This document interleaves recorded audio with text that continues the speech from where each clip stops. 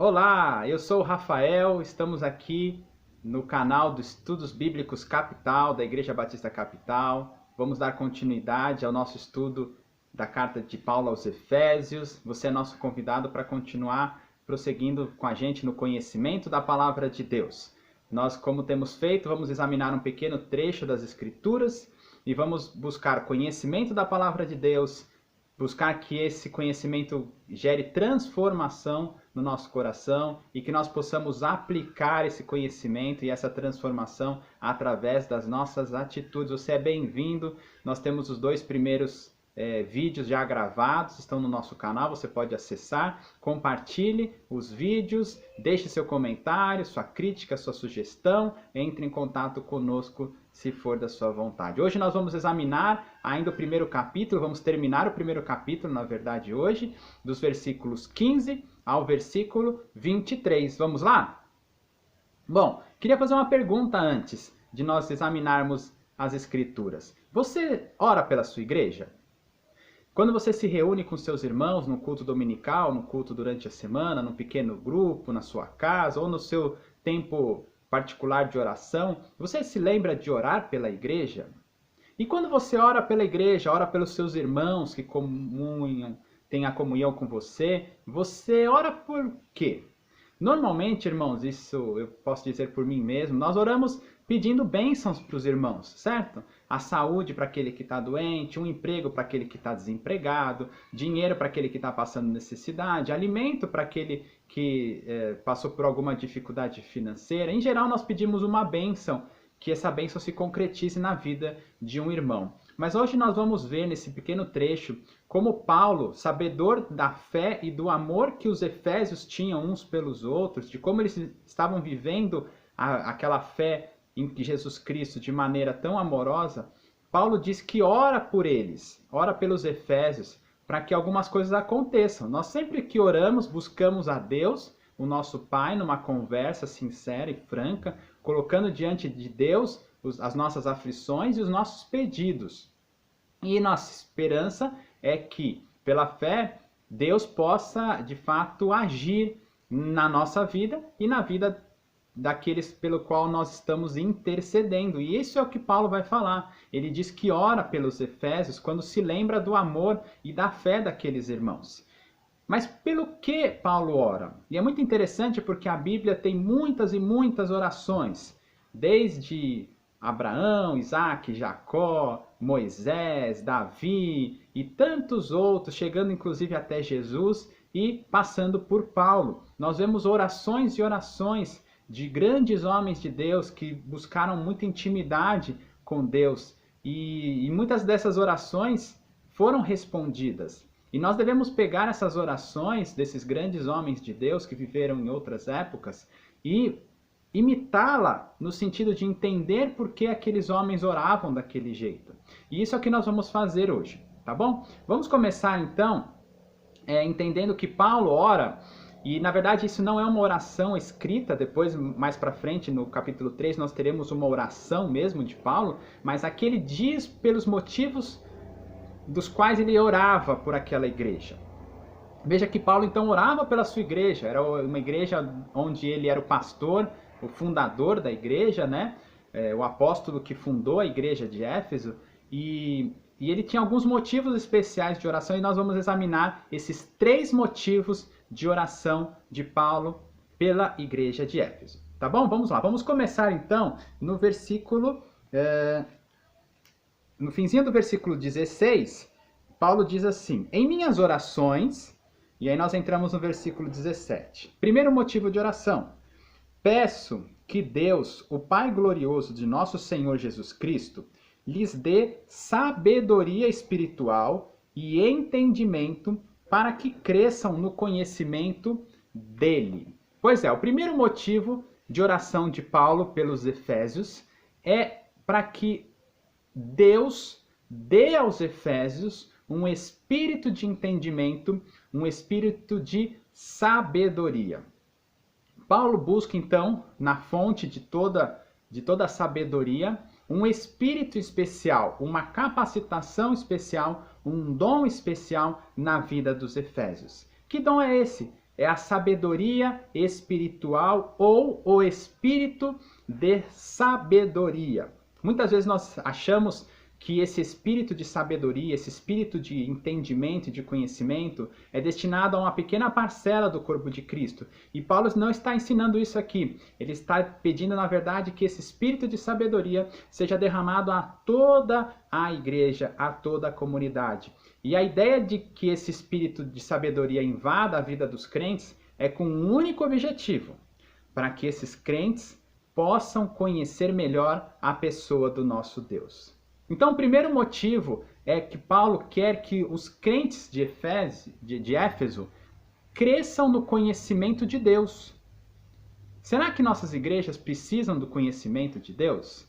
Pois é, quando nós aumentamos a nossa intimidade com Deus, nós passamos a conhecer melhor os nossos limites, porque quando entramos em contato com a grandeza do caráter de Deus, nós entendemos quanto nós somos falhos e fracos e como nós somos limitados em poder e em ação, por causa da grandeza do nosso Deus.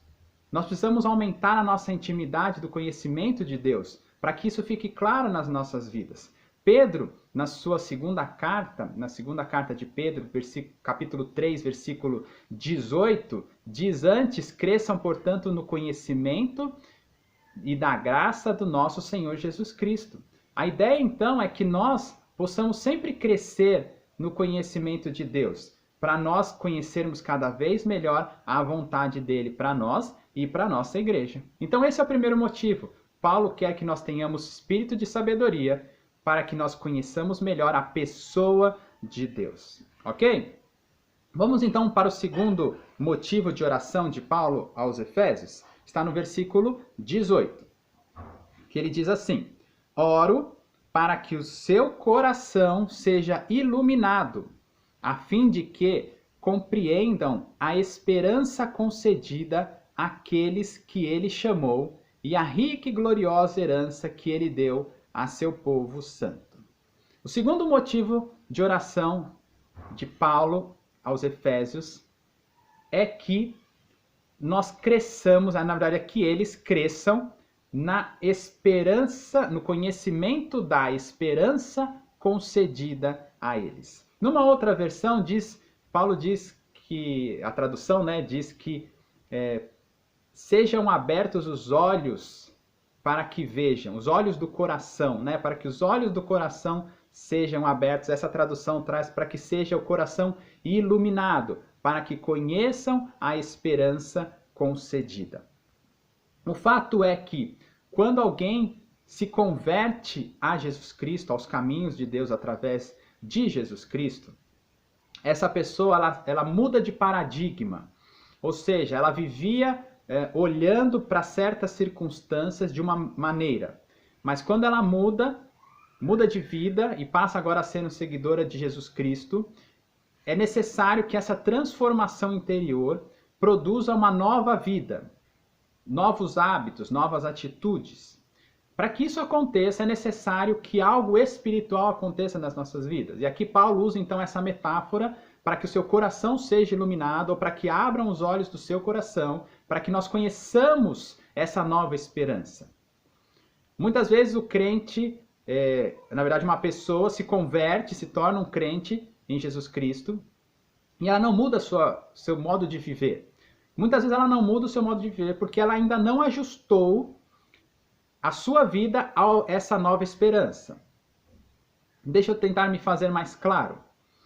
Nós, enquanto estamos vivendo neste mundo, nós temos a esperança de riquezas, a esperança de fama, a esperança de status, a esperança de uma vida mais confortável, de uma vida melhor, de uma melhor educação para os nossos filhos, de um carro melhor, de uma casa melhor. Nós esperamos muitas vezes as coisas deste mundo e não saímos desta esperança. Eu vivo nessa esperança, a esperança de um convênio melhor, de uma saúde melhor. Mas quando nós passamos a ser servidores de Cristo, nós devemos mudar o foco da nossa esperança, porque agora eu já não espero mais essas coisas, porque eu espero as coisas espirituais, ou seja, a minha esperança agora está na volta de Cristo e não nas coisas desta terra. A minha esperança está na vida eterna e não na morte certa desta terra. A minha esperança está nas coisas espirituais e não nas coisas terrenas. A minha esperança está na vitória de Cristo e não na minha própria força. Então, a segundo motivo de oração de Paulo é que mude a nossa esperança,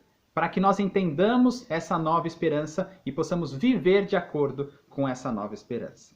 Tá bom? E o terceiro e último motivo está a partir do versículo 19. Eu não vou ler o trecho todo, tá bom? Mas eu vou ler o comecinho. Versículo 19. Também oro para que entendam a grandeza insuperável do poder de Deus para conosco, os que cremos. É o mesmo poder grandioso que ressuscitou Cristo dos mortos e o fez assentar-se no lugar de honra, à direita de Deus, nos domínios celestiais. Paulo, por fim, quer que todos os crentes entendam a grandeza do seu poder.